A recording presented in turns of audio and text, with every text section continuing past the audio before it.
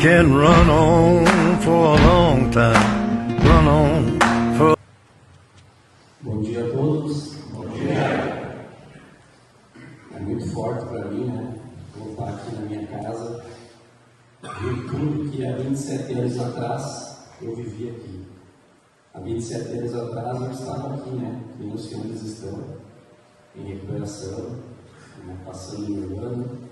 As nossas histórias são muito parecidas. Em algum momento as nossas histórias se cruzam, né? Onde todo aquele vazio que a gente tentava preencher lá fora no mundão, que está igual lá fora, ainda não mudou nada.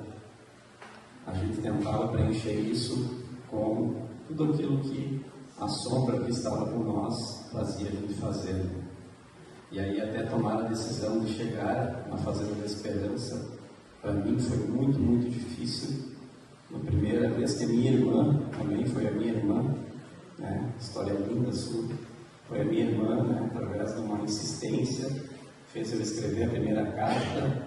E quando chegou no sábado, que era para eu vir para casa, eu fugi da cidade e não vim. Fiquei mais 90 dias cavando um pouquinho mais aquele buraco, para me enterrar um pouquinho mais. Depois ela escreveu de novo, me achou onde eu estava morando, né? Foi atrás de mim, porque eu já tinha perdido tudo, perdido a minha família, minha mãe, meu pai, minhas irmãs, todo mundo tinha desistido, só ficou essa minha irmã. E aí ela novamente me buscou, e eu vim para casa num sábado, eu, a minha irmã, meu pai e minha mãe dentro daquele carro, onde ninguém falava nada. Eu só escutava aquele choro de todo mundo. E a gente chegou naquela casinha que tem aqui na frente, que quando chega na cidade tem uma casa que era da paróquia, e era ali a triagem na época. E a gente chegou em 27 homens aqui no sábado, e no domingo um dos coordenadores falou: amanhã vocês vão conhecer as psicólogas. E aí eu pensei, né, é psicóloga, que legal, né? Aí a gente levantou na segunda, rezou um terço, que era uma coisa que eu nunca tinha feito, eu via minha mãe fazer, mas eu nunca tinha feito. Aquilo já me deu uma estranheza. Depois a gente tomou café, e depois a gente desceu num porão que tinha aqui, acho que nem existe mais um porão. E as 27 psicólogas estavam lá, todas inchadas, né, na parede, esperando. E aí eu que trabalhava só em escritório, né, com 26 anos na época, comecei a pegar no cabo da enxada, comecei a capinar lá no sol, no meio do milho, e aquilo me causava uma revolta gigante, gigante. E eu era totalmente contra qualquer coisa que os coordenadores falassem, que qualquer um falasse, que o Hildo Fopa, que na época cuidava aqui da fazenda e coordenava, falasse. E aí só tinha uma forma de eles me dobrar, me tirando as coisas, né?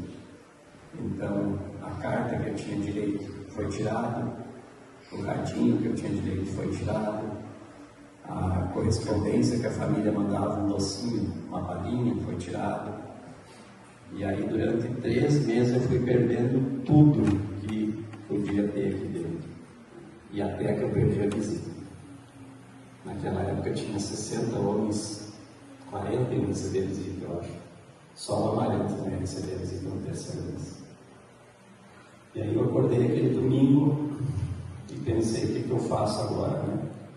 Eu vivo essa palavra que eles falam aí, ou eu vou lá para o meio do mato e passo o dia inteiro lá e desapareço. E aí o Espírito Santo me iluminou e eu vivi aquele dia e servi todo mundo. E claro que daí na segunda-feira eu chorei o dia inteiro, porque novamente era eu fazendo a minha família sofrer, a minha filha que tinha 4 anos não poder viver, minha mãe, meu pai, minha irmã. Mas aí a minha caminhada começou uma grande mudança. Do terceiro mês para frente, eu fui entendendo um pouco, não tudo, um pouco. E aí ganhei a visita no 4º mês.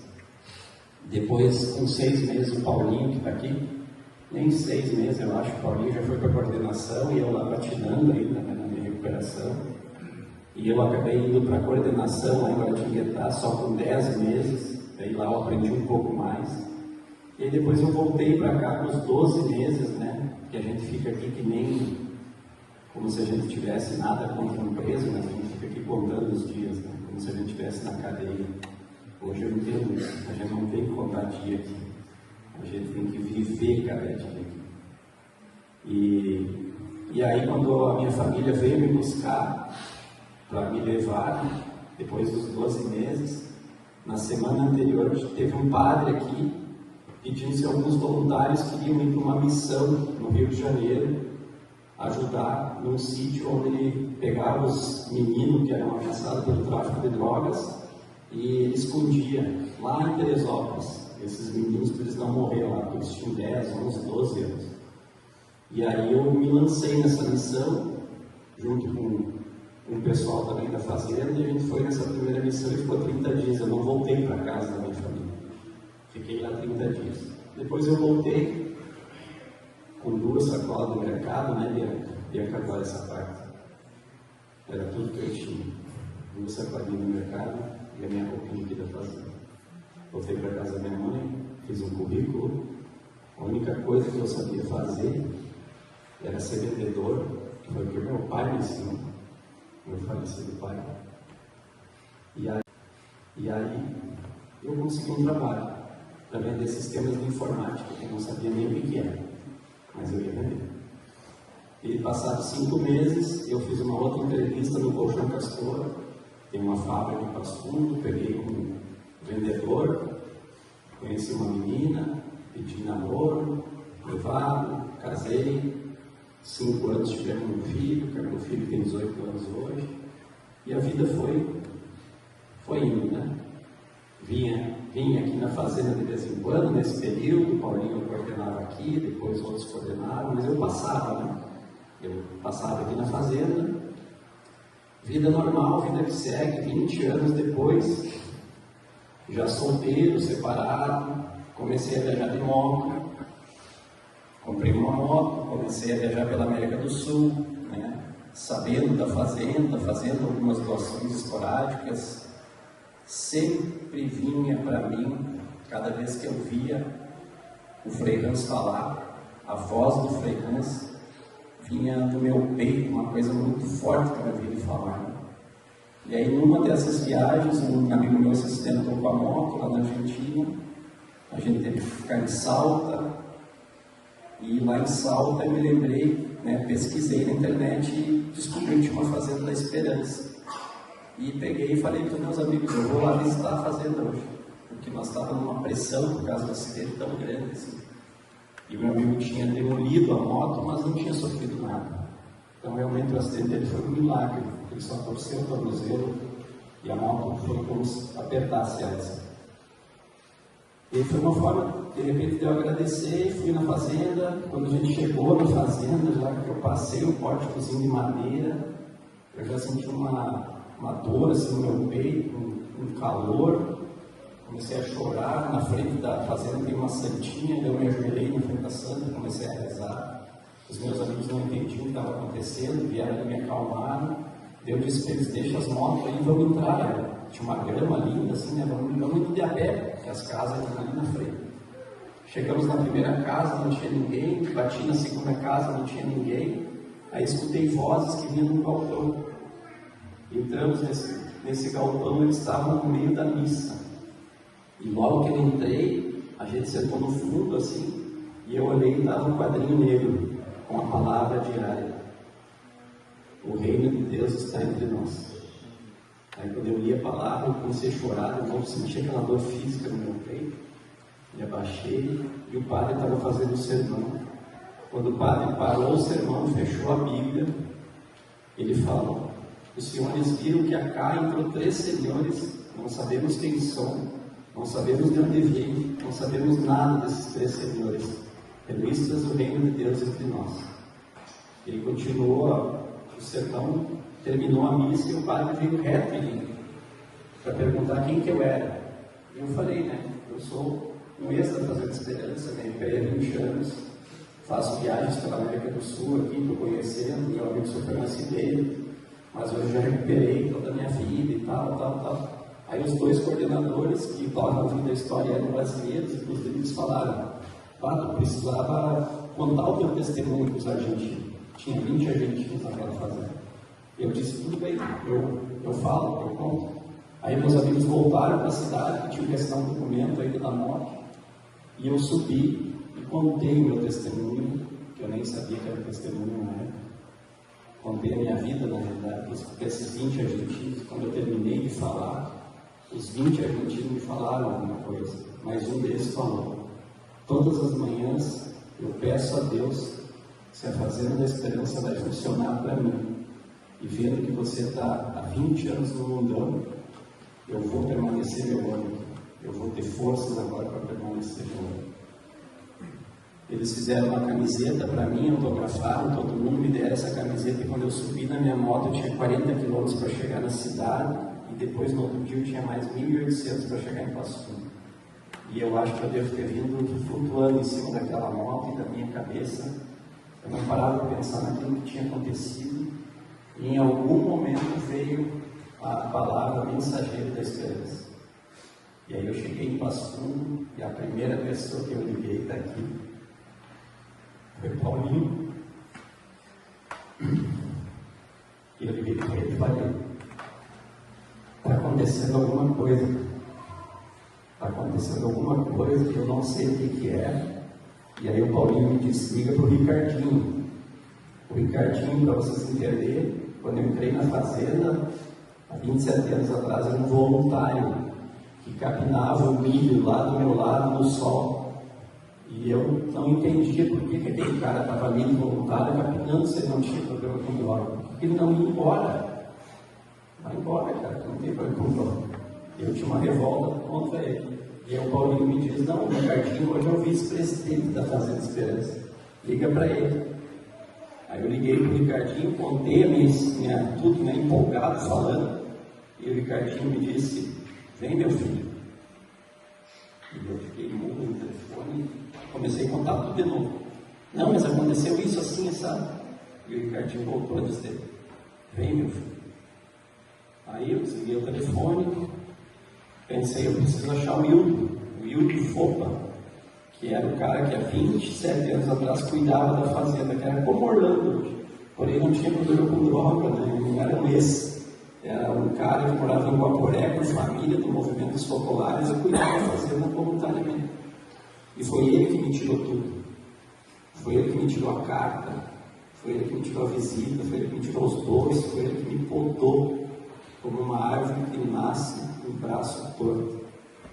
E aí 20 anos depois eu ia encontrar esse cara e eu pensava: o que eu vou falar para ele? E aí ele me falou: estou indo para Passo Fundo renovar o passaporte dia tal. Eu disse: então eu vou te encontrar nesse dia. Aí me preparei, né? Vou falar isso para ele, aquilo, aquele outro. Quando eu cheguei na frente dele, eu chorava que nem uma criança, não conseguia falar nada. Depois eu me acalmei, sentei, falei para ele. E ele começou a me contar e arrumar os padrões. E aí, 2 dias depois, no mesmo dia, o Orlando me ligou e disse: tem a festa São Francisco, e é dia tal, e eu queria que viesse aqui como mensageiro falar, dar o testemunho. E aí eu montei a minha primeira missão, que começou em Casca aqui no domingo, e eu fui viajando até Guaratinguetá, lá na Matriz, para contar para o Frei pessoalmente tudo isso. E lá o Frei me deu uns chaveirinhos da Chitaitá e da creche, que eu comecei a vender para mandar o dinheiro lá para a creche. Isso há 6 anos atrás.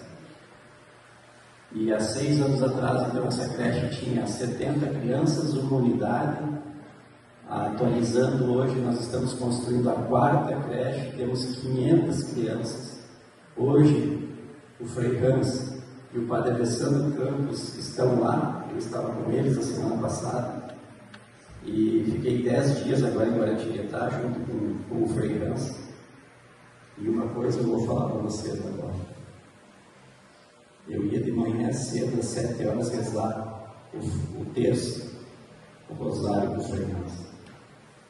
E ele reza todas as manhãs, há 40 anos, por nós, por vocês, para vocês terem força na caminhada, para vocês terem vida nova.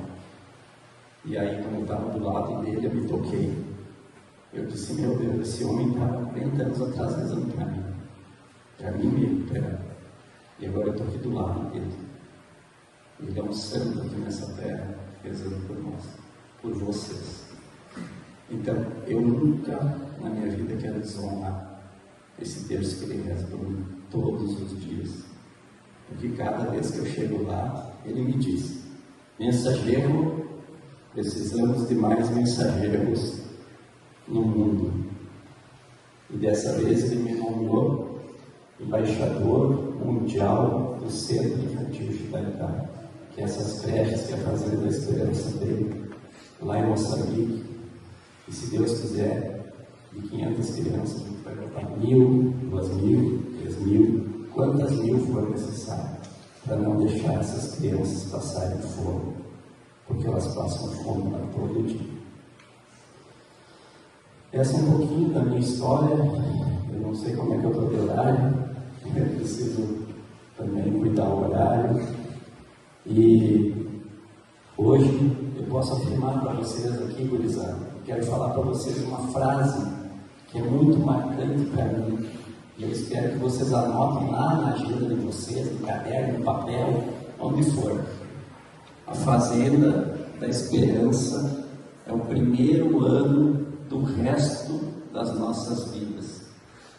Hoje tem um papelzinho lá na minha caminhonete que diz que eu tenho 52 anos, mas eu não tenho 52, eu tenho 27. Fazem 27 anos que eu sou um homem novo, graças à Fazenda da Esperança, graças ao trabalho que essa turma aqui faz. Então vocês estão no melhor lugar que poderia existir no mundo, na maior comunidade, inclusive, que trabalha com carisma no mundo. E o carisma é o que vocês vão levar lá para fora depois. E quando vocês viverem isso, vocês vão entender tudo que eu passo hoje. Porque hoje eu vivo o extraordinário de Deus. Eu não tenho agenda, eu não uso GPS, eu não programo nada. E Ele vai fazendo todos os dias a vontade dEle na minha vida. Eu não sabia o que ia acontecer aqui hoje, há, 4 dias atrás. Eu não sabia ontem que eu ia chegar na Fazenda Feminina e eu ia entrar achando que era uma missa, e era uma reunião dos vicentinos de 1h30, que era uma adoração, e eu fiquei lá e foi fantástico. Então Deus tem os planos dele. Quem atrapalha é o humano nosso. Então não deixem o nosso humano atrapalhar a caminhada de vocês. Tem uma frase no boné do mensageiro que diz: a esperança conduz à liberdade. Quem fica aqui um ano tem a liberdade. A liberdade. Porque quando volta lá para fora, volta um homem novo. E não é sobre droga que eu estou falando. A droga para mim não tem mais nenhum sentido. É sobre ser homem novo. Homem incrível de Deus. Isso que eu quero que vocês sejam quando vocês saírem daqui. Quando vocês completarem o ano, todos vocês, inclusive, podem contar comigo lá fora.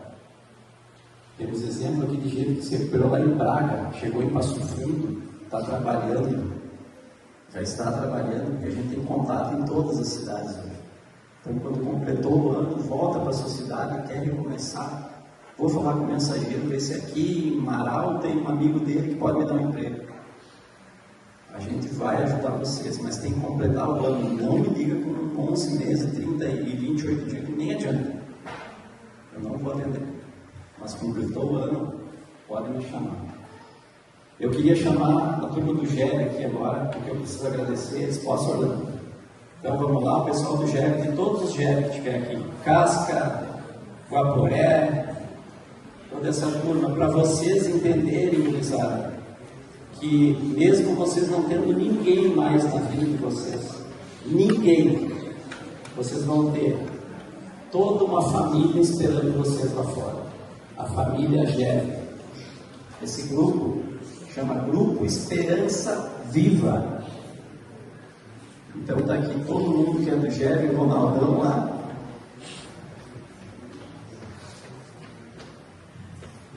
Essa turma aqui, sem essa turma, sem essas pessoas, eu não sou ninguém, eu não sou nada, porque eu preciso de cada um aqui. Cada um hoje é braço de mensageiro, e cada um aqui é mensageiro da esperança. Todos são mensageiros da esperança, cada um no seu lugar, na sua cidade. Guaporé, Casca, Passo Fundo, Lá já está trabalhando em Birubá, já está levando. So sweet, I thought I heard the shuffle of angels' feet. He called my name and my heart stood still.